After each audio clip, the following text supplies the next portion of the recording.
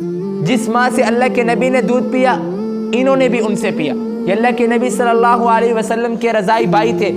احد کے میدان میں ہندا کے جب والد قتل کیے گئے بدر میں، اور جبیر بن مطعم کے چچا جو قتل کیے گئے، انہوں نے اس کا بدلہ لینے کے لیے وحشی بن حرب کو، جو ایک غلام تھا، اسے کہا کہ بھئی آپ حمزہ کو شہید کریں گے، ہم تجھے اس کے بدلے میں آزاد کریں گے۔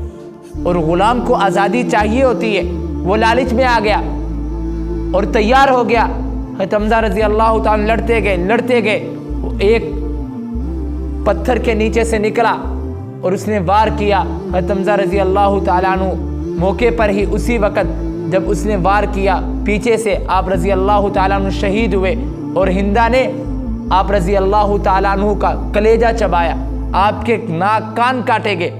اور جب آپ صلی اللہ علیہ وسلم نے دیکھا، آپ انتہائی مغموم ہوئے، انتہائی پریشان ہوئے، اور آپ صلی اللہ علیہ وسلم نے اس موقع پہ فرمایا کہ میرے چچا کو قتل کیا گیا اور ان کا مسئلہ کیا گیا، یعنی ناک کان ہر چیز کاٹی گئی۔ فرمایا میں مکہ کے 70 لوگوں سے اس کا بدلہ لوں گا۔ اللہ کے نبی صلی اللہ علیہ وسلم اتنے پریشان ہوئے اور اپنے دل کو سکون دینے کے لیے 70 مرتبہ اپنے چچا کا جنازہ پڑھایا، اور اللہ نے پھر قرآن اتارا، اے میرے نبی وَإِنْ عَاقَبْتُمْ فَعَاقِبُوا بِمِثْلِ مَا عُوقِبْتُمْ، سزا لینی ہے، اگر بدلہ لینا ہے تو اتنا لینا ہے جتنا حمزہ کے ساتھ ہوا۔